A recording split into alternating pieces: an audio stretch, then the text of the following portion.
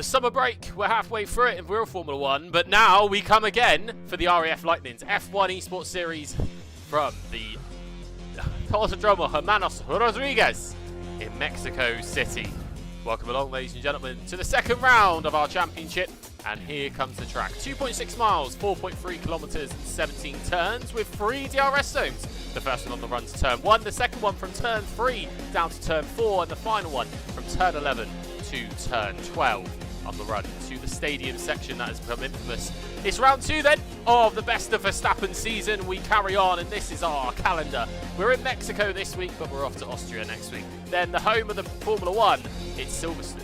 Then to Spa, Interlagos, Yas Marina, we don't like talking about that, Suzuka, Bahrain, Hungary, Austin, and finishing off at the home of Max Verstappen of Zandvoort. Here's the championship standings for you as we come into this weekend, and it on top is Josh with 25 points. It's the results from last week. Tank, Stevie Mac, Catplane, George Biel, Jack Lemon, Bomber, FDQ, Tristan, and Golf Maniac, Flash, Wingnut, Asset, Hamus, and Ben Tomlin, all yet to score a point, but the Asset with a fastest lap play on his belt. So as we come in to the race then, I'm George Bowden, I'm your lead commentator for this evening, and what a race it's going to shape up to be. We're looking forward to what is going to be a very, very good race this evening. And I'm not alone for once this week. Yes, I've finally bagged myself a co-commentator. It's got to be Mr. Killjoy. Hello, my friend. Hello, hello. How are we? Not too bad, mate. Yourself? Yeah, we're doing okay. I'm excited for this. I've been missing the F1 season. Didn't feel like racing this time, but we thought we'd give it a go. Absolutely. I think it's going to be nice having a co-commentator just for the pure fact that I'm not speaking in riddles or twice, but we've got an echo apparently. That's my fault. Whoops, I had the stream on in the background. Always my fault. So we're just waiting for the session to start. I'm currently sat in the practice lobby awaiting to go. We've got 15 drivers tonight. But what do you think of the track? Oh, well, it's one of those ones. I think we need medium downforce for the cars, so the setup's going to be a little bit tricky. We've obviously got a lot of long straights. We've got some tricky bits going into sector 3 with some tight turns and hairpins. I think overall it's going to be a good race, potentially high chance for a safety car, I think, as well. Yeah, we do see safety cars a lot in the real F1 here, because obviously, especially when you get into that sector 3 area where it's quite tight, quite twisty little area. We saw Kevin Magnussen have a really strange accident, didn't we? I think it was just on the exit of turn 9, turn 10, where his suspension just kind of broke halfway around the corner. So it did have that effect quite a fair bit. But was again, we've seen it time and time again here with safety cars, so it still should be interesting going into the race, though. Yeah. No, I think it should be great to see what the guys can do. There's a few new faces here that I'm not familiar with, so it'll be interesting to see what happens. Well, yeah, we saw quite a few of these guys race last week. Quite a stale race, to be honest with you. I'm echoing. It's because I had 2 microphone slots open. we had quite an interesting race last week. It kind of died out a little bit near the end, which, you know, is what it is. It happens. We had some rain, though. We don't often see rain in Mexico. I don't think I've ever seen a race with rain. So it's going to be interesting when it comes down to it, if we do get some. There we go. Yep. Thank you, Jack. Thanks for that. But I think we are ready for qualifying. 18 minutes. And there's rain! And there's rain! Straight away. Straight away. We say about it, and it happens. We go into rain. Curse of the commentator, isn't it? I don't know whether Jack, Jack, if you're still there, check what the race is. If it's dry in the race, that would be, you know, it will be good to find out what that's going to be. I hear cars starting to rev up in the pit lane, which is always a good sign. And yeah, cars are exiting the pit lane now. It's going to be probably the intermediate tyre, to be honest, isn't it? Yeah, I think Intermediate be a good shout to start off with.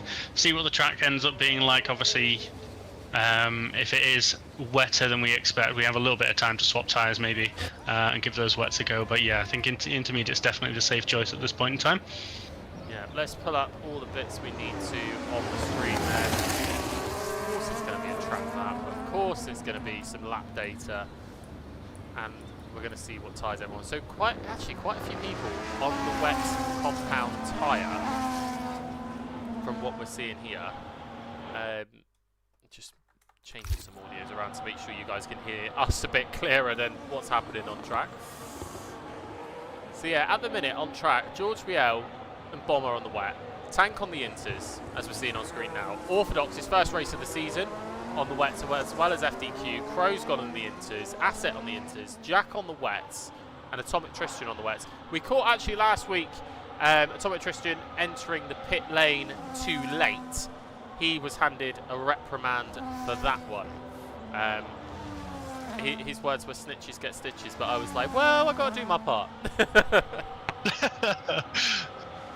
No, we'll definitely have to keep an eye out for that. I think there's been a few I remember from last season having an interesting line into the pits. So yeah, we'll have to keep an eye out for that and see who pulls out. And certainly with the rain, I think it's going to be interesting to see what sort of penalties we start seeing, certainly early on in the race, because it definitely changed the outcome as we go through. Yeah, absolutely. So we're coming out the final corner with Tank there. You can see how hard it is to enter that pit lane. You've really got to dive to the right-hand side to essentially get a good line in and make sure you're not crossing that line. Because the minute you cross that line, you know, it's a penalty whether you go into the pits or back onto the track. You know, you've got to stay dedicated to either one.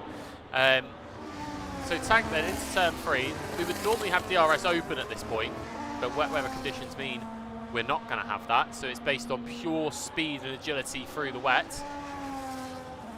Of course, Tank will set the purple sector time. He's the first car across the line. He's got a little bit of traffic up ahead though. Hopefully good sportsmanship means they stay out of the way, but it's kind of sitting on the racing line, that car. But I don't think the cars can really go any faster at this point than what they are now. If it's going to be dry for the race, obviously the cars right now are going to be running the dry setups because part family conditions, we're not able to change setups in between qualifying and the race. You can change your tyres, but not your actual setup, any light changes. So out of the way goes the car behind into the stadium section. This stadium section, it's just become unique with Formula 1 now, hasn't it? Yeah. Yeah, 100%. And obviously, seeing here, was it last year they had the filming for the F1 film? Yes. You can see that taking place partway through as you watch the weekend as well. I've not managed to see that. I don't know if you've managed to see that film yet. I have. Saw it the night it came out, and it was a brilliant film to sit and watch. 31.9 for Tank then, Orthodox 34.3, Bomber 34.8 as they come across the line for the first round of times coming in. Jack Lemon coming in 31.9 straight off the bat. The old lead commentator, I've now taken his spot. I'm a little bit smug about that one. But apparently, if he crashes out tonight, he's going to join us. So there'll be 3 people in here, which will make it mad. Yeah. But if anything, that's going to get much more viewing of what's happening on the circuit. Time's rolling in then, trying to spot who's next really to set a time. I think Crow's down at time. Asset up with Asset up there with a 1:30.4 as well. So we're already into the 1:30s. It's, you know, the track, even though it's slippery, it's, you know, we're getting those times in, and you can tell just the track. What's the quack? The track is going to be getting trickier as time goes on. Let's try and get down to a couple of cars, shall we? AMS Josh on an out lap at the moment. You can see George Biel's I think he's just Josh lane. It's so hard at the minute because obviously there's so many cars with the same kind of colour scheme that on the side it gives you that. Because obviously we're not running with teams this season. We're running just the world cars, so it gives everyone their own unique livery. That's why there's no team championship. What do you think of the player cars in this game? I don't think they're up for it, realistically. I don't think they're as good. Yeah. No, I mean, I think with the new game they've updated the creation engine, haven't they, or the way that works. It's supposed to give a bit more freedom than previous games, but yeah, I think there's certainly a few liveries out there that may be lacking, giving me the Kick Sauber vibe in some ways. I think when they first ended up joining, it was very much just 2 colours and that was it. Yeah, I think. I mean, it's like when they did the F1 launch, you know, at the start of the season in the O2, everyone looked at the livery and went, "Oh, they're just going to be another Red Bull. It's the same scheme. It's the same livery." It was quite underwhelming. I mean, don't get me wrong. Over the season they've played around with the livery. They've kind of made it a bit more fluid or a little bit more kind of, you know, gamer type. Because obviously one of their big sponsors is Kick, the other platform. Yeah. You know, we're not on. And yeah, it kind of works, but at the same time, we've only got this livery for one more season. They're Audi next season. That's going to be the interesting one, I think. It is, yeah. Then we've also got Cadillac joining next season as well. That's going to be a big one to watch, I think. Tank Moore 29.5, already into the 20s now, which is always good to see. Looking at the Flash boxes, after seeing that he had maybe a few issues on his laps, but it's tricky conditions. Whether you're on the inters or the wets, it's always going to be tricky, isn't it? Oh, 100%, yeah. Certainly with the kind of the way the ground effect cars seem to work, certainly in game anyway.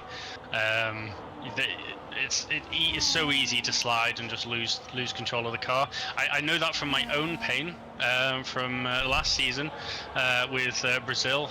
Had a little bit of rain on the track, and yeah, that was a mixture of other things as well with drivers we don't need to mention, but yeah, that was basically the end of my race. So I know firsthand how rough the rain can be. Oh yeah, I think, you know, with me being in the ACC, completely different game, completely different physics, but it's still the same. The wet weather is always going to give you a little bit of grief, isn't it? No matter what. You always have that control it. Go on.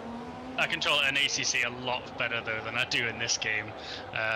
But yeah, again, just thinking about the last game, my first race with the RAF Esports was Canada, my absolute first race, and it was a wet race. I'd spent the entire week practicing that in the dry, get in, race, and I think I lasted about 4 laps. Yeah, I must admit, I've done a few laps around here on the game in the wet. Still can't get used to it. But again, I haven't put as many hours into the game as say a few of the other guys have, which, you know, it is what it is. It is what it is, isn't it? We all try it. Sometimes it just doesn't work. That's why I made myself redundant to the commentary box rather than the main rather than on track. Maybe next season. That's all I'm going to say. Maybe next season I'll be on the track, but we'll just have to wait and see on that one. This is it. I had the exact same thought, so hence why I'm sat with you today. Exactly, mate. Exactly. That's all we need in life, which makes my life easier. So thank you, because commentating on my own, like I said last week, don't mind it, but it's nice to hand off to someone every now and again, just so I can, you know, take a slurp of my drink or something. Dagger, are you afraid to get wet? Yes, I don't like water. Are you afraid to get wet? I mean, one of his many quotes towards Pirates of the Caribbean. I can hear him say that. I mean, I can hear him say it a lot as well. Like, Dagger's just a funny one to sit there around and have a chat with. It's brilliant, especially when we're sat racing together. It's just funny. We'll have to get him in the commentary box at some point, I think, as well. Yeah, I think he was interested. We'll throw him in there somewhere. Yeah, Dagger, get ready. You'll be in the box very, very soon, I assure you. We're looking at, talking about commentators, we're looking at Jack then in the third sector. This is where we said it gets a bit the cars will bottom out and slide all over around this final sector. But he is purple in the final sector. He's a second up. Josh though, 127.4. The track's getting faster. And I think looking at it, the rain's just starting to ease a little bit potentially. It's a bit hard to see, but it's not as heavy as when we started. Around the final corner, what can Jack do? 129.1, 2 seconds quicker, but it's just not enough for Josh. That is a time to beat at 27.4 in the wet.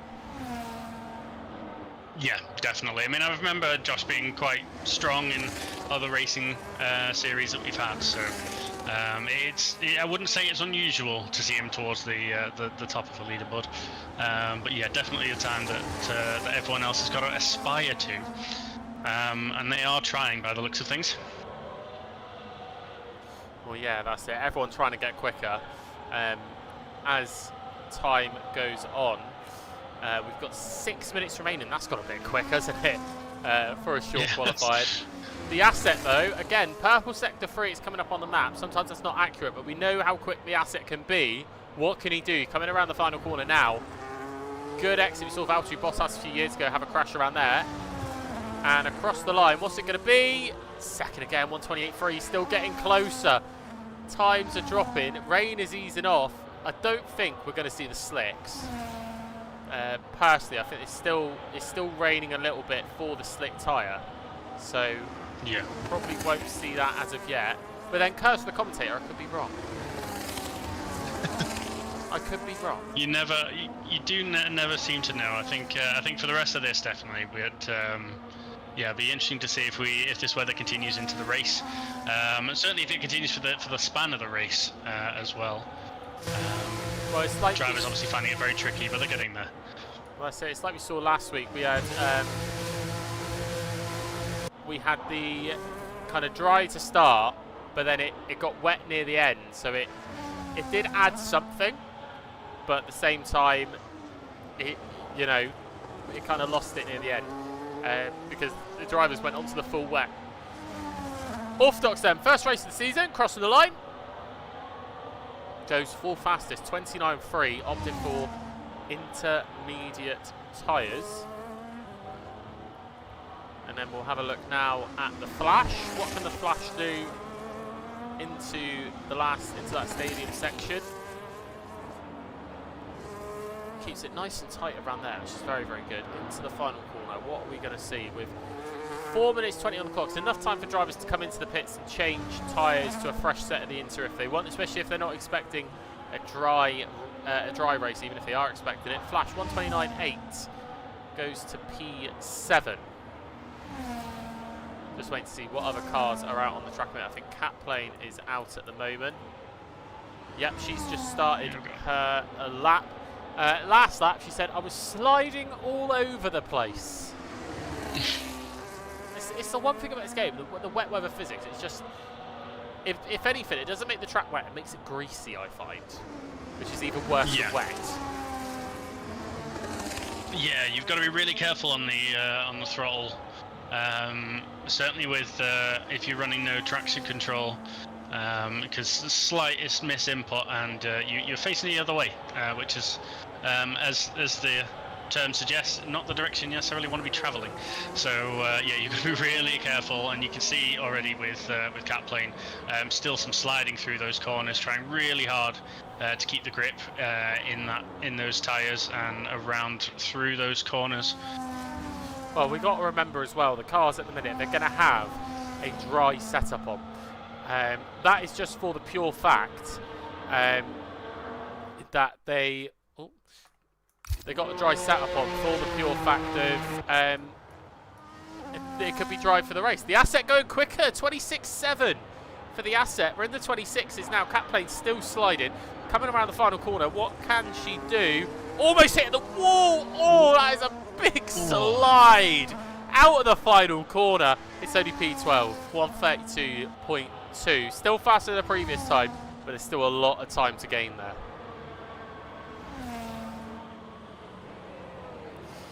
Crow then. Crow, who said he was going to be in the commentary box this season, decided, I'm going to see how it goes with numbers. Just going going to see how it goes, he said to me this week. It's like, okay. I heard there was a rivalry potentially between him and Jack. Word on the grapevine, this might be why he's racing. I mean, they do have a healthy kind of rivalry anyway most of the time. I know that, but it's like me and Jack have our healthy rivalries on ACC. The Battle of the Commentators went to Jack last season because my work commitments just did not allow me to race a lot of the time. So it unfortunately put me out there. But what can Crow do? P6 at the minute. He's a bit gingery through the final part, and then out the final corner has a bit of a tail slide. What's it going to be? P5, 129.4. So we're seeing it. We're getting into the mid-20s now, and I don't think. I know I see rain. I thought I didn't see rain for a minute, but I thought the rain had stopped and the track was starting to dry out. But we've only got 90 seconds of the session. All the cars should start. Well, actually, it'd be too late now. Cars in the pit lane, you're not getting another lap, I'm afraid, my friend. Even if you just exited the pits, it would be a bit touch and go. The Flash is saying, I don't have a dry setup. Wish me luck on a dry race. That will be interesting for the Flash, I think. Good luck to you. That's all I've got to say. Tank then. Tank's on a hot one through the final sector. What are they going to be able to do? 2 seconds up on their previous time out of the final sector. Goes wide. Still is able to keep the lap, but that's going to lose him a lot of time. Final corner.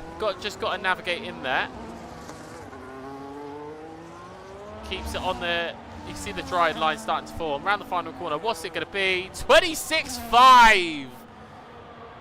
Fastest lap of the session. Even with going wide. Even with going wide. So the car was flying at that point there. 20 seconds remaining of the session. I can see FDQ's on a lap as well now. What can FDQ do? She had a great race last time out at Barcelona. Is it going to be a performance-winning drive here? And keeping on the good streak, getting those well-valued points. Asset again, 126.0. Goes even faster. What can FDQ do? She had a big slide though out the final corner, but it's P4. P4 for FDQ. What a lap. That's brilliant stuff. I noticed that FDQ's been putting in a lot of time on this game, so that seems to be time well spent for her. Yeah, absolutely. I think she wanted to do better than what she's done in previous seasons. Show that she's here for business. She's here to be serious and to be taken seriously. So I don't blame it. Kinder into the pit lane. I think it's going to be, it's another purple car. I think it's going to be Josh coming around the final corner. What can Josh do? Can he go faster? Yes! 125.7. Brilliant lap. George Biel. Battle here. This is going to be interesting. George Biel on a drying track. What can he do around the final corner? Only P4, 127.8. Next car across the line, I think it would be Orthodox, potentially. Yes, I am right. Yep. Orthodox around the final corner. What can he do? Stays. Oh no, P4. 126.9. Crow, I believe, is next around the final corner. What can he do? Stays where he is. And the Asset was getting out of the way for cars. We have our grid for the race. Asset is just revving up those tyres. Doesn't really care there, but the grid is set and we're ready to go for the start of the Mexican Grand Prix. So let's go through it. Josh on pole from Tank. I'm just going to move off him because he's very, very loud in my ear. Josh on pole, there's your pole sitter there. From Tank, the Asset, Orthodox, George Biel, FDQ, Crow, Jack Lemon, Kinder and the Flash. Rounding out top 10. Atomic Tristan, Boombeam, Catplane, Bomber and Golf Maniac rounding out the grid. Interesting qualifying, I think, there. Yeah, certainly with back-to-back leader changes on the last few laps there. I think this is going to make for a very, very interesting, probably rather exciting race. But let's hope T1 doesn't end it all. Let's hope. We know how T1 works here at Mexico. It is, as Dagger says, just got to send it. Full send. into turn one. We saw Sergio Perez last season have a bit of an accident there, didn't we? Into turn one, which was a little bit scary. Kind of went up and onto the wall and just was out straight out, wasn't he? Yeah, definitely. I mean, we've seen a few of those crashes over the last few years, so yeah, none of them end up seemingly just I think it's just crazy. Honestly, I think we had the first one with Guan Yu Zhou at Silverstone. It just seems to be a repeat thing that happens. We seem to see very similar events. Well, that's it. You got to think it's like an aircraft taking off a landing. They're the most kind of dangerous points of a flight. And it's the same in F1. The start and the finish can be the most, or a restart, shall I say, and a start and a finish are probably the, most dangerous parts of the race, because you just don't know what's going to happen. You don't know who's going to send it into turn one. You don't know who's going to make those mistakes, and really, you don't know who's going to come up on your inside, which we've noticed over the past kind of few years about that. Just turning the master volume down on the game so that then obviously Killjoy isn't washed out by the sounds of Formula 1 cars, because we don't want that, really, do we? When you're trying to speak, just wow. Doesn't matter too much. I don't know if necessarily my input is worth all of that, but yeah, I mean, if I've got something to say, then maybe yeah. Oh, it always is. It always is. What interesting facts have you conjured up, then? 'Cause you said before the stream you've got some interesting facts. I haven't had time to find any interesting facts. I'm having to rely on my map book here to kind of do the job. Yeah, so I did a quick Google. I know the usual that happens. So I thought I'd do a quick check, just see what I could find out about the track. So we've got high altitude reduces air pressure on this track, affecting downforce, which means that obviously it's going to be less grippy for the cars anyway. Max Verstappen apparently has the most wins here. Does he now? According to Google, anyway.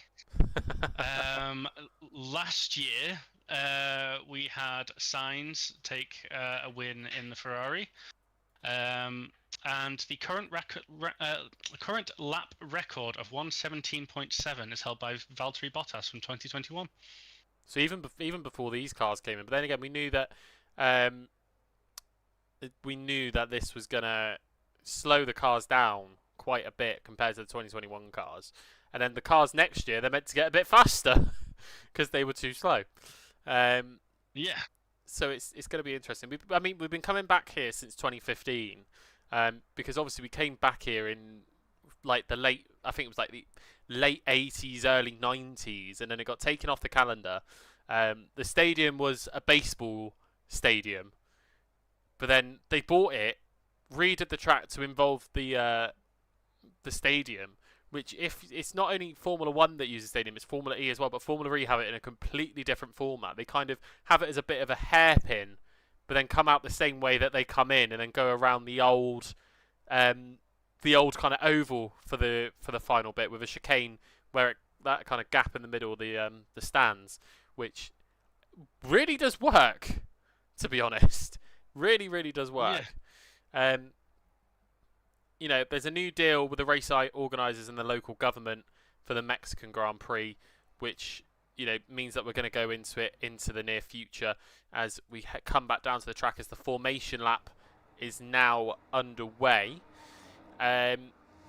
Which I think is, this track, it's done some pretty magnificent things, We've seen Lewis Hamilton win championships here twice. I think 2017 and 2018 he won his championships here. And then, obviously, we've just seen incredible racing. We've seen Sergio Perez on the podium at his home Grand Prix, which I remember that year. It went mental, absolutely mental in the stadium section, and was absolutely brilliant. NASCAR is also going to visit the track here this year, by all reports.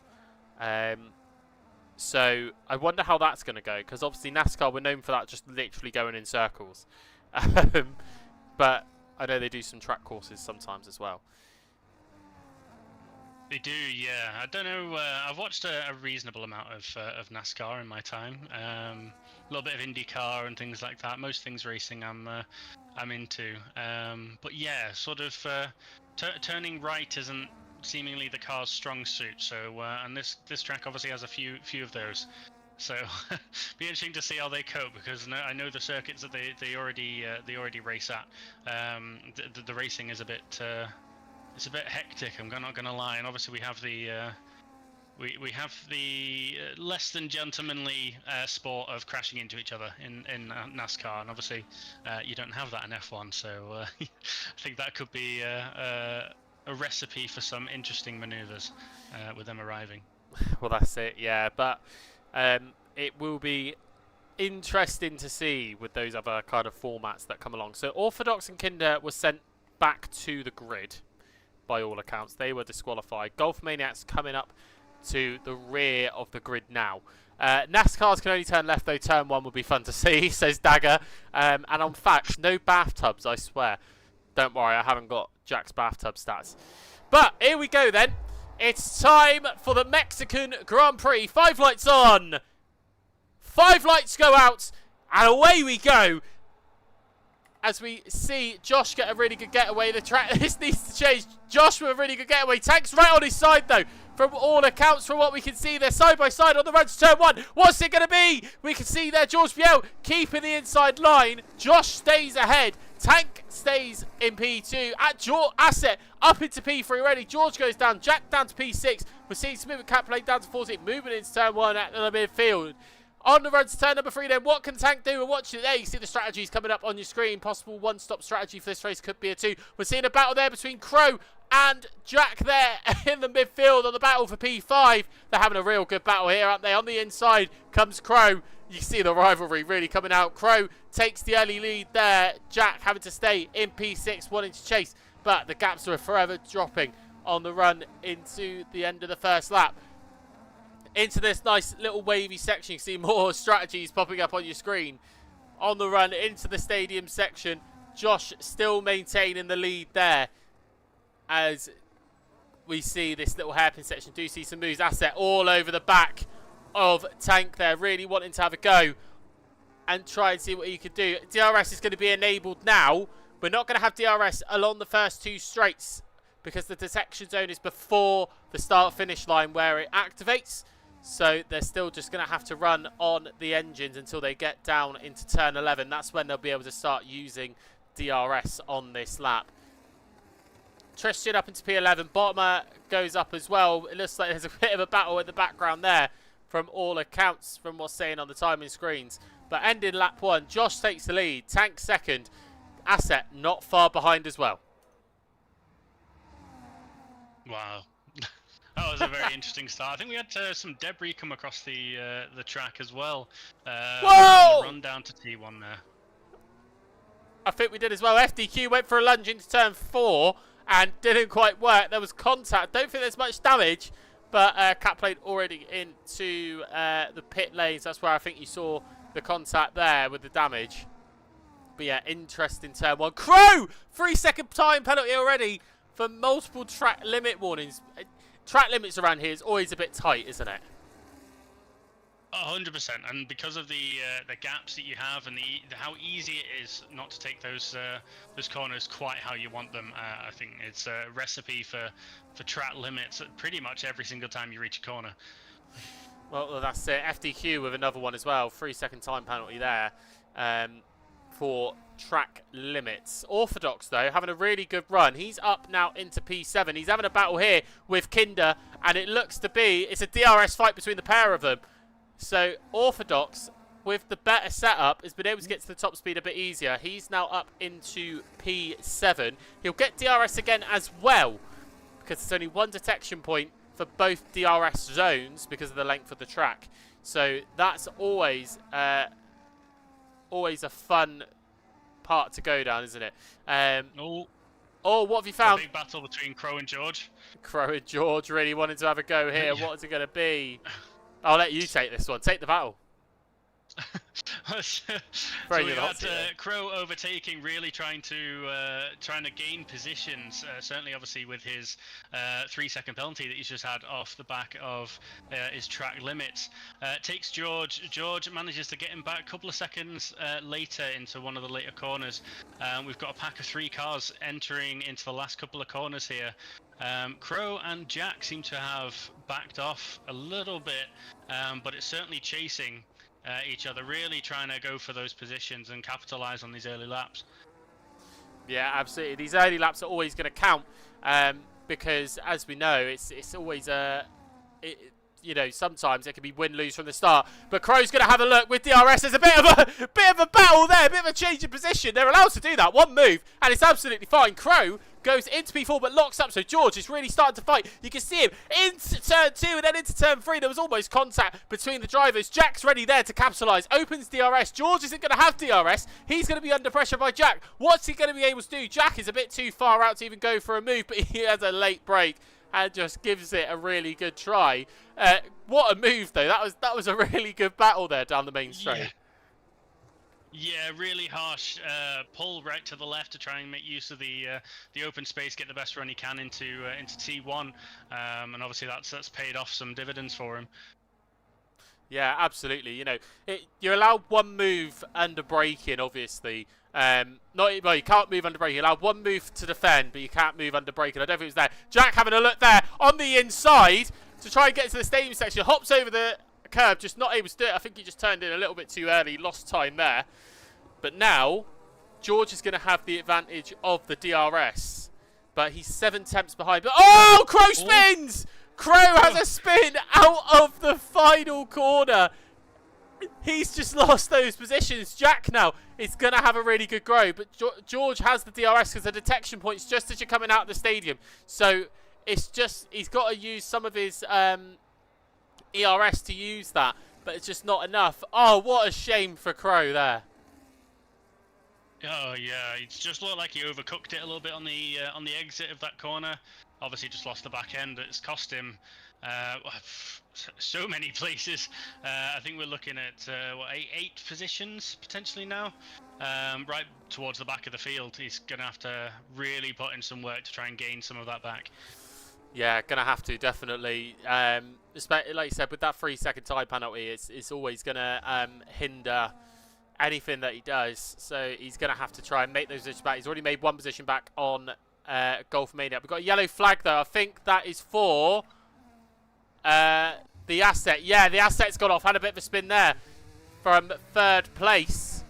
So he losing positions there because of the speed. What a shame for the asset. But we carry on going under green flags, so we're able to see what's going on. George and Jack then, the battle that's going on here. Let's see how this goes. So Jack's really having a look here, wanting to see what he can do. We jump on board with Jack.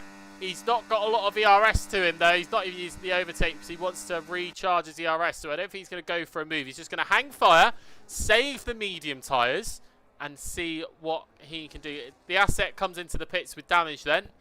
Probably it's now gone on to the medium compound tyre. So he will go a little bit longer into this Grand Prix, but probably will have to stop again. Medium tyres in this game. How long do you think they'll last? It's difficult to tell because a lot of tracks, obviously, it depends so much on sort of the corners, the way the pace of the car, the track works. Sometimes it's as low as single digits. Sometimes you get maybe 12, 15 laps out of them if you're lucky. I think with this, we're probably looking around maybe the 10, 12 lap mark. I think that's certainly comfortable for those mediums. 10 to 12 lap mark we could be seeing them. We're on lap 7 of 36 here, as we just saw Golf Maniac have a bit of a spin there. Just trying to see if there's any damage to the car. I can't see any, but that could be a glitch with the game. Remember, the game's still very early on in its cycle, so there's still some updates that they may be trying to patch. So there could be damage that we're not seeing at the moment. But Golf Maniac having a bit of a spin and a crash there. Bomber goes up into P6 on the main straight on the hard compound tyre. The hard compound tyre is going to go on a lot longer. Still will need to pit for either the medium or the soft, so we could be looking at hard to soft if they can take it all that way. But there's not a lot they do. Dagger, I think I've just got a 3-second time penalty for track limits. Probably. Yeah. Even though you're not racing. Picking up track limits. So, Dagger, I don't know where your 3-second time penalties come from, but that's it. Jack with a 3-second now. Oh, expect better from him. Come on, Jack, pick it up. Right. Gaps are starting to form then. The closest gap that we're seeing at the moment is Atomic, Tristan, and Kinder. Kinder with that time penalty already. Kinder's quite slow. Tocho's going to have a look with the DRS into turn 11. What are we going to do? And he's able to do it there into the stadium section. By the looks at George, you do too. Yeah, I know, Dagger, I know. I love having the chats up on the screen. It's brilliant. Right. Atomic Tristan then able to get past Kinder, but Kinder's now going to have the advantage of the DRS because Atomic Tristan decided, yeah, I'm going to have a go here.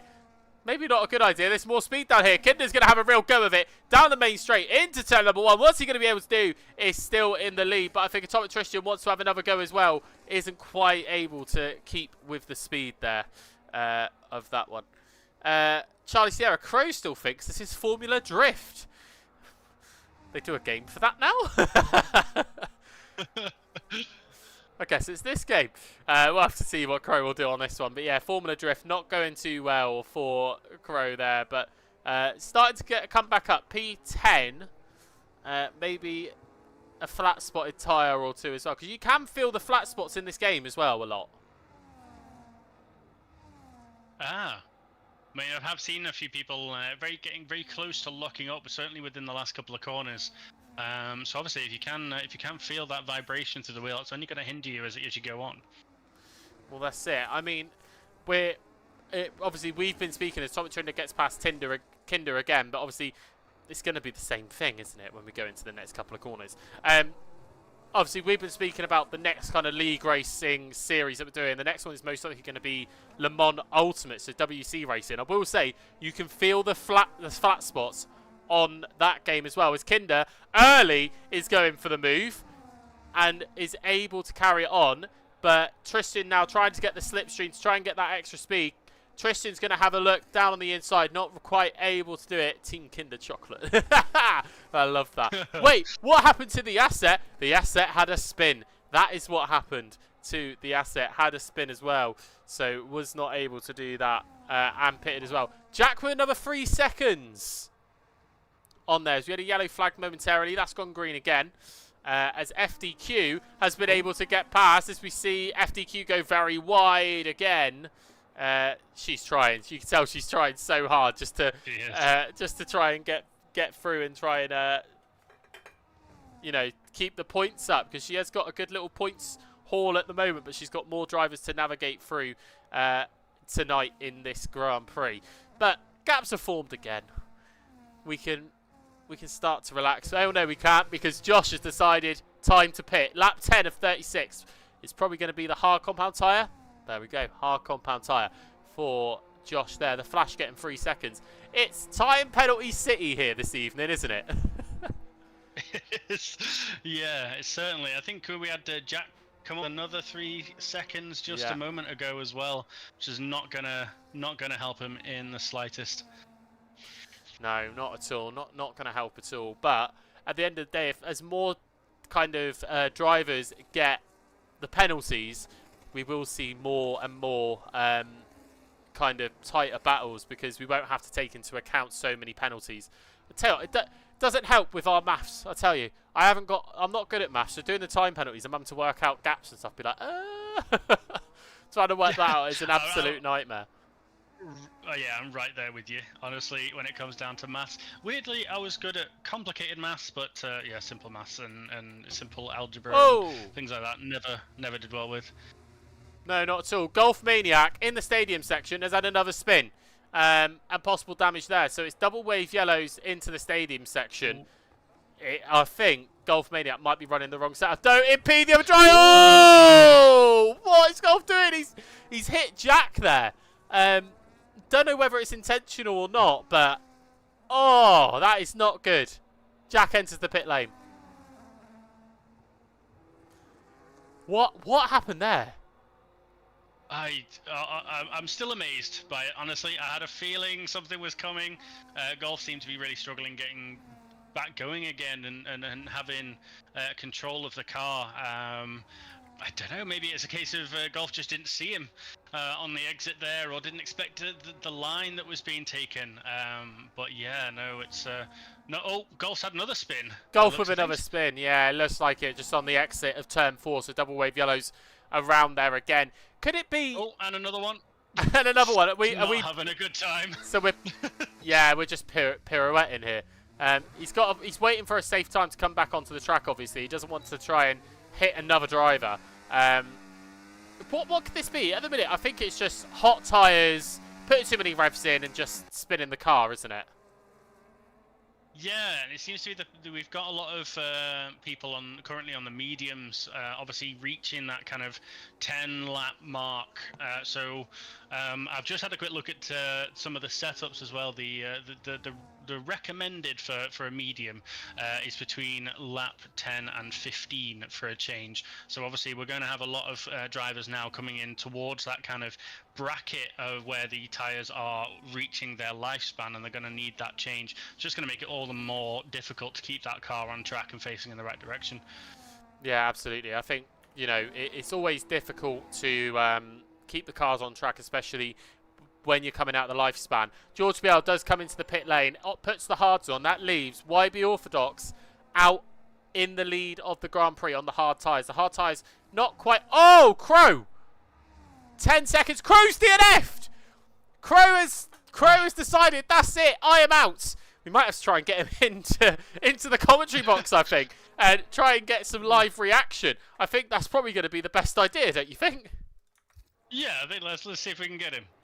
Let's see if we can get him. I'll pop him a message in just a second. I'm scarily trying to get my MacBook back open so I can send the message to get him into the box. Oh, what a shame for Crow. He had such a good start as well, didn't he?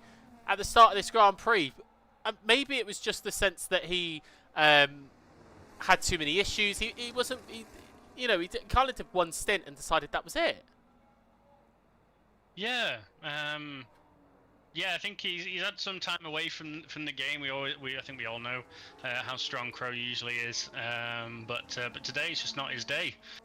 He's ended up in qualifying quite well, certainly in the front end of the top 10. Decent position, got himself into a good position off the start. It's just not gone his way. Few spins and that's it. That's all that needs to happen. Murder, she wrote, in all the essence there. I have popped the message in to see if we can get him into our commentary box. If I don't get him, I will get him. Tank and Josh able to get past YB Orthodox on newer hard tyres, able to get those up and running a little bit faster and nice and warm. So Orthodox deciding to go for a longer strategy. Maybe should have pitted a little bit earlier just because of the traffic coming back. The Assets making a good comeback up to P6, Kinder P7. Still waiting for Crow to see our message in the commentary box chat. But Tank and Josh now having quite a fair little battle by all accounts here. Into the stadium section, Josh really trying to keep him off his tail a little bit. Lads, Josh and Tank are battling. Stevie Mac, we know. The Flash, though, gets a 3-second time penalty for those track limits. Josh has a 3-second time penalty. So it's up to him whether he wants to battle or whether he just lets him concede. Tank decides to push with the DRS open. Josh trying to get in behind, try and get the slipstream, but isn't able to get there a little bit faster. But it's Tank able to get by in the first corner. He'll get DRS into the second, but you see the rear light flashing. He's used quite a lot of the battery there, and he's having to retain it. Open the DRS again, wants to try and get away from Josh, but Josh is starting to slowly catch up as well. So this is going to be an interesting fight, I think, for the next half of the race. Yeah, and we've seen these two pull away from Orthodox as well. Through the last few corners, we've seen, I think, an increase in the gap there of about 2.5 seconds, roughly, since they managed to get their way past. So really showing the age in the hard tires around this track so far as well. Yeah, absolutely. The hard tyres, I think we may have to see another stop, because if we've only got 13 laps left, that's only going to get us to lap 27. It could be a 2-stop. Could be a mad dash for some softs and some real interesting hardcore racing towards the end, I think. Well, that's what we could be looking at, but then again, we could also be looking at another safety car as well, because obviously, like we said, we've seen a few spins from the likes of Golf Maniac, as Josh now is inverting the position, retaking the lead. I think this is what's going to be the case for the next few laps, to be honest. It's just going to be chop and change for the lead every lap, like we saw for a few seasons. But, you know, we could see a safety car come out, as we've seen quite a few spins from the likes of Golf Maniac, Crow. Jack's had a bit of a spin at some point. So we could be seeing that happen. Stevie Mac, Hearts will go to the end unless there's a safety car. Yeah, that's essentially what we're saying. If we see a safety car, we'll definitely see a dash for the soft tyre. We've seen it time and time again. Kinder's into the pits, onto the hard tyre. See, cars that are starting to pit late might have a bit of an advantage here, but near the end of the race as well, because they'll have the little bit of life left in their tyre. But at the same time, they're at a disadvantage because they'll pit now and probably drop to the back of the field. Yeah, and obviously then they've got to spend all that time trying to get their way back up through that field as well. Certainly if we don't end up with a safety car. Oh, we had some contact at the front there between those two. Hopefully not too much damage off the front of those cars. We'll have to see how that pans out as we go through down towards T1 again. Through the DRS straight. Can we get any position change like we've seen over the last few laps? Don't think so. No, don't think so. Close though, they're definitely trying. And we've got Kinder there with another 3 seconds, racking up these multiple warnings for track limits. Obviously, a few people really finding it tricky to keep inside those limits there. But yeah, certainly if we don't have any serious issues like safety cars, then anyone who does drop down is obviously going to have to spend all that time trying to fight their way through. The newer tyres are going to help, but towards the end of the race, are they going to gain that position back? And that is the question that they need to potentially be thinking about here. It's all about that strategy. All about the strategy. That's all we ever think about in Formula One, is strategy. Because at the end of the day, strategy is an important part of this. We need to make sure that, you know, we can make it to the end of the Grand Prix and keep people behind for as long as we can. Which for some people is easier said than done, aka me. I am not good at the strategy whatsoever. I will say that much when I'm racing. But we can see here, Tank's having another go and makes the move. And Jack's also been able to get past Bomber. Have you seen the gap to third?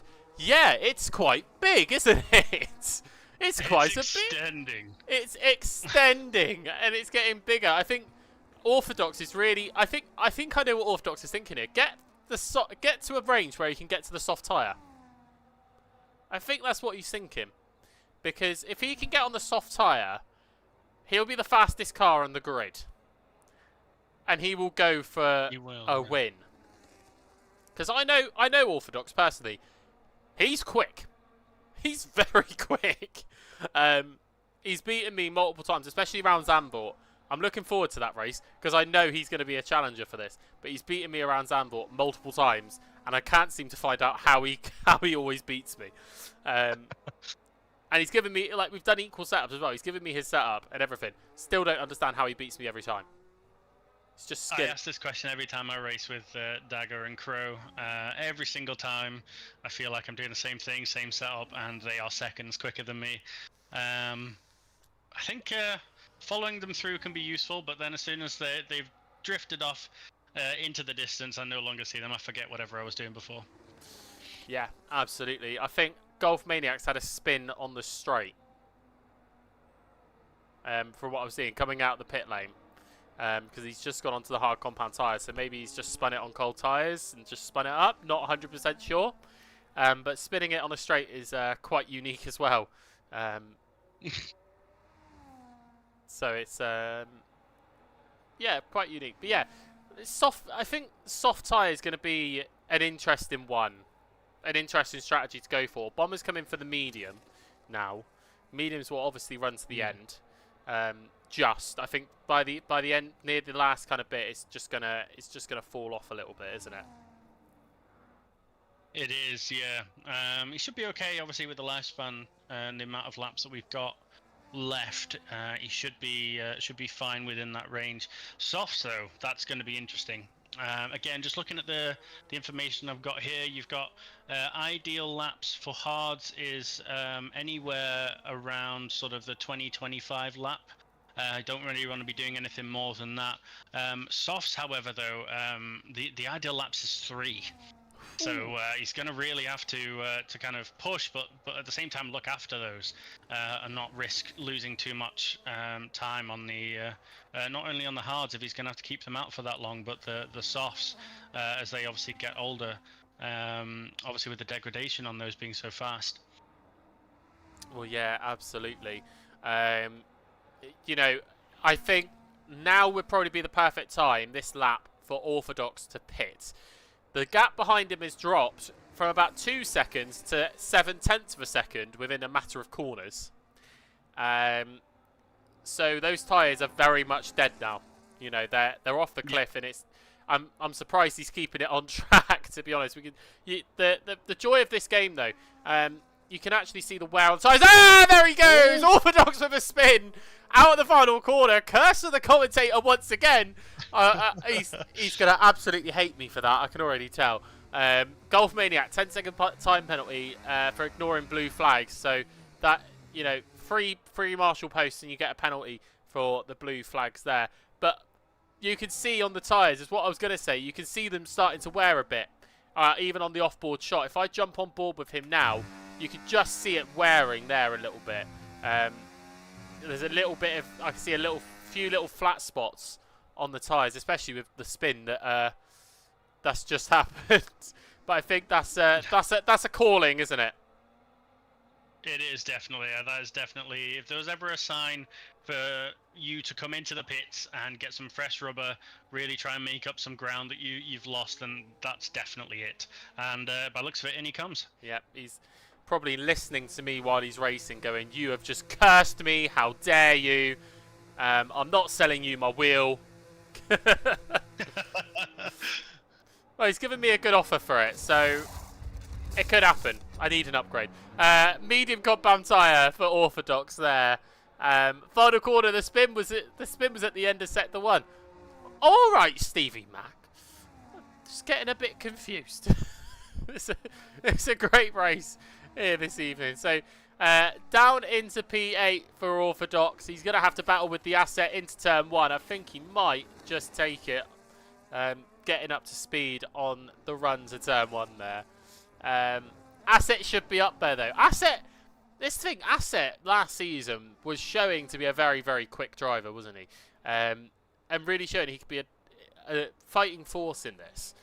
He's down in P9 this evening. Could that just be from the setup? Could that be he's maybe not familiar with the track? Or is it just because we're on a new game?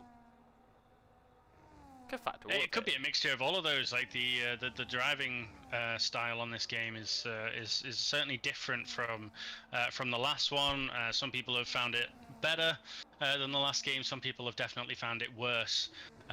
So it could be a mixture of those things. But yeah, I do remember we've had the Asset doing quite well. I think one of the first times I remember racing with him was Spa last season, and I seem to remember him doing quite well there. We had quite an interesting end to that race, but yeah, it is a bit unusual to see him lower than sort of the top 5, 6 maybe.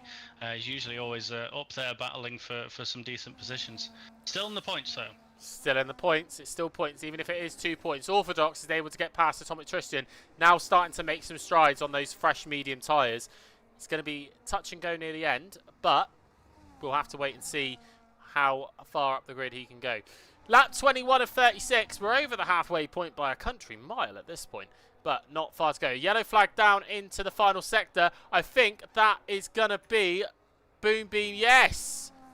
Boom Beam's had a bit of a problem into the final corner. Possible contact there, I think, with the Flash potentially. No, that could be Cat Plane. Yeah, Cat Plane. So, being lapped. Don't know quite what's happened there, but we will have to roll with it for now, won't we? Gaps again starting to form, but Josh and Tank are starting to have another little battle here again on these tyres, saving the battery, saving the tyres. It's going to be that type of game to the end. Josh just wants to put his foot down and get away a little bit because he's got that 3-second time penalty. He doesn't want Tank all over the rear end, but they've got a 20-second gap at the moment to P3. So I think this is what we're probably going to be looking at all season, isn't it? Yeah, I think it is. Certainly, we've got some contenders up there, like we've had the return of Jack, the unfortunate depart of Crow from this race, who was obviously very, very strong last season. But yeah, I think it's going to make an interesting series of races if we have these two going at it as we have done. Absolutely. Josh has come into the pit lane. What is this going to be for? Is it going to be for the soft compound tyre? Or is it going to be fresh hards? Fresh hards. Deciding that maybe... Yeah. Now, that's quite interesting. I would have thought mediums if he had a... Because obviously they didn't run dries in qualifying, so there's probably a spare set of medium tyre there. Could have mediums been the way to go? I would have said so. With this length that we've got left, roughly in that 12-13 lap mark, I would have said mediums would have been a better call there. We'll have to wait and see. Could this be then a kind of... Could that be the catalyst to maybe more cars starting to pit now as well? In regards to maybe going for a two-stop strategy to kind of get ahead a bit more. As Tank now goes on George Biel on those fresh hard compound tyres. And there we go. George Biel possibly thinking maybe I need to change as well. Yeah, and just looking at the age of the tyres that we've got with the last few, we've got George with 11 laps on his, Jack with 12, Fall Damage with 12, the Asset and Tristan with 11 and 10 respectively. So we've got some quite old tyres towards the top end of the field. I wonder if we will start seeing some of these jump in for some last minute changes, potentially some mediums, some softs, see if we can get some last minute position changes before as we come to the close. Absolutely. Boom Beans decides to come in on the soft compound tyre. There's some slow moving cars coming out of the final corner, I think just because of blue flags. We have got a yellow flag down behind as well, but I think that's just, again, slow moving cars under blue flags, so we don't have to worry too much about that. Tanks come in, hard tyre again for Tank.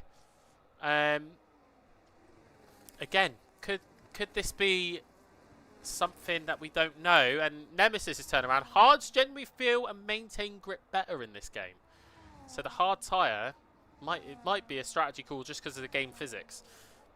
Can't say I've personally done it too much on this game. Orthodox, I'm going to have a look on FDQ then. FDQ, 13 lap old hards.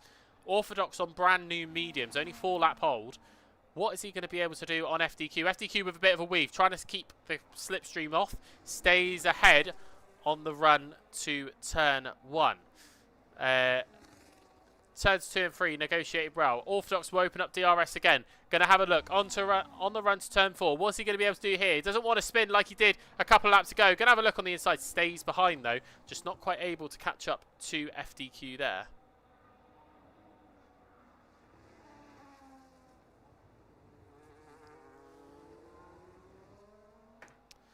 Lap 24.36. We've got about 11 or so laps to go. There we go. 11 laps to go as we start lap 25. AMS Josh in the lead. Yellow flag down at the stadium sector. I think that's Kinder potentially. No. Could it be George Biel? Yeah, George Biel entering the pit lane. Had a bit of a spin, I think. What's George Biel going to go on? I think it might be another set of hards, I think. 'Cause that's what it's genuinely going to be. It's medium. Oh, mediums. He's gone for the medium this time. It's oh! And a front wing change. So it was damage there. there was damage to the front wing, so there was definitely a spin for George Biel. And that's cost him a bit as well, dropping 2 places on the exit there. 2 positions on the exit. 3 positions now with the asset coming in as well. But oh, that's close.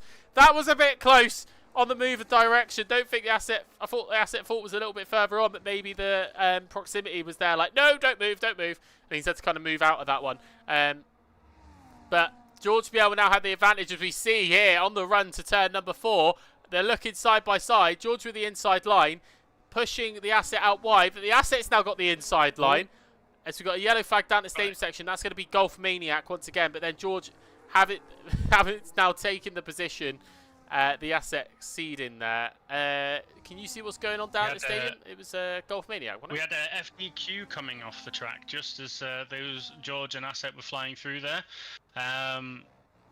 So I think it may have been that, but just looking at where they are in the track. We're down at the stadium now, so they've just entered that. Jack enters the pit for the medium as well, so it's definitely been a 2-stop race. If it's Nemesis, if it's a 2-stop, then it will be medium, hard, hard, or hard, medium, hard. We're seeing a mixture of strategies here, especially as we run into the last 10 laps of this Grand Prix.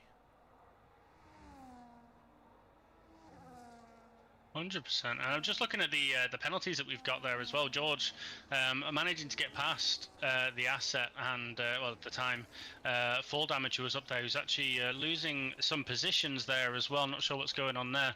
Yeah, pit lane.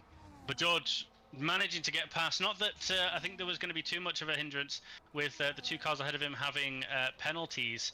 All he had to do was keep in within a reasonable range, and he'd have probably ended up gaining those positions at the end anyway. But it'd be nice to be in that free air and work his way towards Orthodox. Yeah, so Orthodox up to P4 now on those medium tyres. So he's really kind of made his way back up after that spin, which is good to see. Now he's going to try and fight for the podium. 2.6 seconds is the gap for Orthodox. We have a look now. You can see Jack in the distance, but Jack has got those fresher medium tyres, so he's going to have that little bit more grip going on. But Orthodox only needs to find, I think, has to stay within at least 6 seconds. So I think 6 seconds is the penalty mark there. Let's just pull it up and just have a quick look. It is. Yeah, 6 seconds. So if Orthodox can carry on where he is now, he'll be laughing a bit there, I think, and be able to get onto the podium on his first race of the season. Yeah, and we have Atomic Tristan as well, is currently within 6 seconds, which is the penalty that is held by Asset. So he could be looking at gaining a position here as well if he's able to stay where he is. So it'll be a nice, healthy dose of points there to his campaign. Well, yeah, a lot of drivers getting a nice, healthy dose of points at the moment. The Asset, George Biel, Josh being able to extend his lead at the top of the championship, which at the moment he's sitting there with 25 points. We will double his lead. Obviously, we don't do points for fastest lap, so it would only be the 25 points that he will get. And then Tank at the moment, or should I say, Tank's just overtaken. So Tank, it's going to be a fight between these two at the top, because Tank's second with 18 points, and then Stevie Mac with 15. Obviously, Stevie Mac's going to drop down the order as we go through the racing here. George Biel now. What's he going to do with Orthodox? Fresher tyres for George, and it shows already. He didn't even need DRS. Was able to overtake. We've got a yellow flag down at Sector 2. I think, again, that's slower cars. That's gone green quite quickly. So we're able to carry on going. Orthodox now, I think, starting to feel a little bit of wear in those tyres. It might also be the setup, though, because since other drivers have gone onto those fresher tyres, Orthodox just starting to slip back a bit there. Yeah, definitely. I mean, we've seen a few changes with people jumping in for fresher tyres, both coming out of the pits and on track. We've got full damage there as well, gaining a position I've just seen over the Asset. So the Asset being on newer tyres though, so that's interesting to see how that's panned out. We'll have to keep an eye on that and see. I think he's just pitted the Asset. So, he will have, yeah. yeah, the asset at the moment is down into turn 4, just behind FDQ. So that's going to be fresher tyres for the asset there. That's why he's dropped some positions. But we should see the asset start to snake his way back through. But that kind of gap, we still got a 35-second gap at the top. We need to slow these drivers down a bit. Let's have a bit more of a battle between the top 3, shall we? Because at the minute, just to put it into perspective, Tank and Josh are currently going through the kind of fast section of track, but we've got a 2-second gap there now. So Josh is now focusing on behind. So they're coming in, we'll put it this way, Tank's coming into the stadium. Jack is down at turn 4. That's how long 36 seconds is on track around here. It's a fast track, I will give it that. You're on throttle here for quite a considerable amount of the lap, so you're gonna see these gaps form. But the asset now, having a look on the back of FDQ, will open up the DRS on the run to turn 4. Is he going to have a look? I don't think so. Not here. We'll probably want to save that for the second or the second and third DRS zones, most likely, on this occasion. Kinder with 3 seconds. It's time penalty central from P7 to P14. It's all penalties. The only people it's easier to count who's not got a penalty in this, which is Tank, George Biel, Orthodox, and Tristan, all without penalties so far. Which, to be fair play around this track. It's not easy. No, it's not. Clearly, as with the amount that we've racked up, because with the people who have penalties, I think there's only one person, which is a cat plane, who's managed to only bag one of those. We've actually ended up with everyone else gaining multiples. We've got Golf Maniac on 28 seconds, Flash 24, Bomber 12, Kinder on 21, who's just lost a position there to fall damage. So these are really going to impact, certainly with some of the gaps that we've got between 7th and 11th. They're really, those penalties are really going to impact their finishing positions. Absolutely. So Kinder then losing 2 positions just because of the DRS advantage and the tyre advantage that FDQ and the asset have. The asset really trying to find a way around. Feels very, very unlucky that the DRS kind of... Oh, there's contact! The asset spins FDQ, but great sportsmanship there. The asset allowing FDQ back through, but then quickly taking the position back again there. But I think he goes a bit wide into those corners. You can see now it's just a battle here for 7th. 3 drivers all trying to battle for it. The asset going to have a look on Kinder now. Kinder losing the position there, but we'll get DRS on the main straight. FDQ looking to fight back. Probably having a bit of a rage mode there. Cat Plane, 10-second time penalty for speeding in the pit lane. Probably going to be soft tyres now for Cat Plane, running 10 laps on the medium tyre. FDQ, though, is wanting to have a look on Kinder. Now going to open DRS. Kinder without DRS and opens it very, very late. FDQ with a lot more speed. What's FDQ going to be able to do here? Able to get past very, very quickly. But then Kinder also gaining speed. FDQ nice and easily able to get past there. But contact again by Kinder. Contact. FDQ probably sat in the chat going, why? Why She's me? been doing so well already. She's had a few moments here and there, but she's been really doing some work, some great overtaking, some great moves. And I think everyone's been having their little spins and issues here and there. This is clearly quite a tough track for the drivers to be going around. FDQ has been doing quite well to both maintain and gain the position she's had. So yeah, a little bit of contact there. Hopefully not too much damage. Hopefully that won't impact her too much as we go towards the last couple of laps. Yeah, we've got around 4 laps remaining here in Mexico. Golf Maniac decides to pit for the soft tyres. So does Cat Plane. Soft tyres now starting to come into play. Could we see more in the last couple stages as we see a yellow flag down on the main straight, but then it goes green again very quickly. Not too sure what that was for. Possibly a little bit of a glitch there.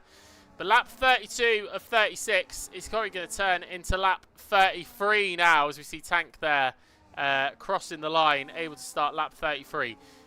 The gap at the top, 5 seconds. So Josh now deciding to hang back. 33 seconds is then a gap behind as well. It's been an interesting race here in Mexico, though. We said there was going to be fun and surprises. This is what we can get. I think we're out of the cusp now for a safety car. We shouldn't expect any safety cars to come through now if there is an accident. If there is, that will really shake it up for a last lap dash, but I think the game kind of halts it there. Golf Maniac, 3 more seconds added to his time for corner cutting. We've got to be careful with corner cutting here with these penalties. Too many you get racked up, you will be disqualified. That black flag will be showing with your name on it. We don't want to see that around here. But gaps now really starting to spread out a little bit more, just because obviously we're hitting that kind of stage where tyres are really starting to wear and drivers just wanting to really save. We've got a yellow flag at the back though. Who is that for? I think that might be for Cat Plane. No, it's for Bomber. Bomber's had a little bit of a spin. Very similar place to where Kevin Magnussen had his accident a couple of years ago. Drops down to P10. Don't think there's too much damage. We just saw the green flags and yellow flags waving at the back on one of the other shots. That's how we knew there was a bit of a spin there. And, oh, hits the curb. Has a bit of a squirrely moment out of the corner there. But able to carry it on track. The Asset looking on Atomic Tristan now. Seeing what he can do to try and get up to P6. This is going to be one interesting battle to the end, I think.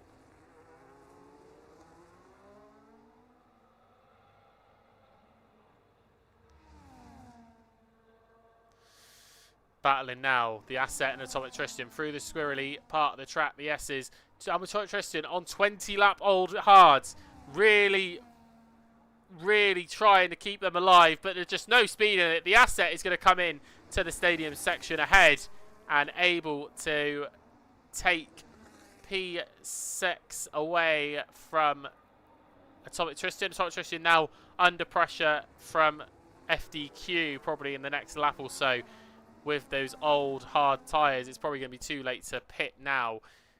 Just wants to try and get it across the line for Atomic Tristan there. I think there's even a car trying to unlap themselves. We see another spin. That's Bomber again. Bomber has had another spin at the S's. Very similar place. What could be causing that now? Is it would you say like the tyres are just that old that they're starting to spin up, or could it be that he had damage before and he's gone into the runoff area there and has stopped the car? Yeah.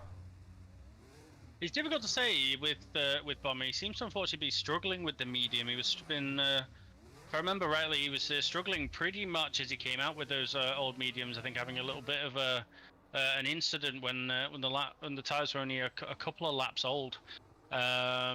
So maybe it's just the mediums aren't really gelling with the car. Obviously, we've seen Nemesis before talking about how the hards tend to feel better. So maybe just the mediums, the feel that they're giving, the grip that they're passing through, just isn't doing it for Bomber, unfortunately. No, not at all. Bomber enters pit lane. I think it's going to be. It looks to be another set of the medium. He's missing his front wing end plate. Nice one, you spotted it. We didn't, as we're about to hit the final lap of this Grand Prix. We have Josh going on to softs as well, by the looks of things. Yeah, Josh going on to the soft compound tyre. So maybe, I don't think they'll be going for a final lap kind of push for a fastest lap. It's not too much point for doing that. But Josh trying to kind of close the gap a little bit. And see if he can try and get there before the end. But to be fair, this race, I'm very surprised there hasn't been a safety car. But no, George has crashed! George has crashed at the S's. We wanted something like this. It's come a bit late for George. I wonder what has happened there. Look, he must have spun it in the S's. So Orthodox up into 4th. 26 seconds is the gap. I don't know how many seconds Jack has got, but I don't think it will be enough. He's got a yellow flag down in Sector 2. That is for, I hate to say it, I think it's for Bomber again. It is for Bomber again. But we're not going to focus on that because this man here has dominated the pack all race. Having the battles with Josh, it's not hindered him at all. Into the final corner. For the first time this season, Tank takes victory in Mexico. And able to take the victory with a good bit of racing with AMS Josh there. Tristan takes the line, P6. FDQ with a very good P7. There's a contact! Ooh. What's happening there in that last sector? It's just battle upon battle. It's blue flags. They should be hit. They should be allowing him through. So there might be some questions there. Josh takes P2 there. We see 10-second time penalty for Cat, unserved penalty. Bomber crosses the line, P11. Boom Beam, P12. Cat plane, P14. Jack coming across the line, P3. Next across the line will be YB Orthodox with a very impressive P4, provided he makes it to the finish line. We've seen a few things with him. George Biel, I bottled that. George, what happened? Tell us what happened. We'll get it. We'll put it on screen in a minute if we can. But YB Orthodox round the final corner on his debut race. P4, very good from him. And just has a little spin across the line there. Probably listening to what I'm saying there. The asset will come around the corner and take P5, and I think right behind him, rightfully so, will be Golf Maniac. So let's get the final rundown of the stand-ins before we head over.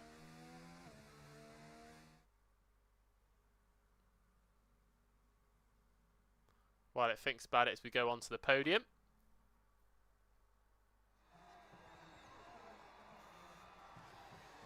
And we see there the podium celebrations. The Flash, I got points! Yes, Flash, you got points. Well done. Well, let's skip out of this. We've done the podium.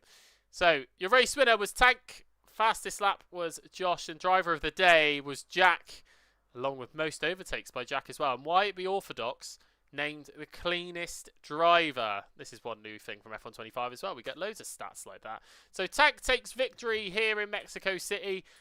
Josh just a fair few seconds away. Jack rounds off the podium. Orthodox 4th, Asset 5th, Tristan 6th, FDQ in 7th, Kinder 8th, Flash in 9th, George BL 10th, Bomber 11th, Boom Beam 12th, Golf Maniac 13th, Cat Plane 14th, and out of the race was Crow there. What a race that was. Absolutely mental. But I think we called that at the beginning, wet or dry, we were going to get some kind of action there. So it was great to, I'd say great to see. Obviously, we want all the drivers to be doing well and not crashing out and having issues, but it does make it exciting.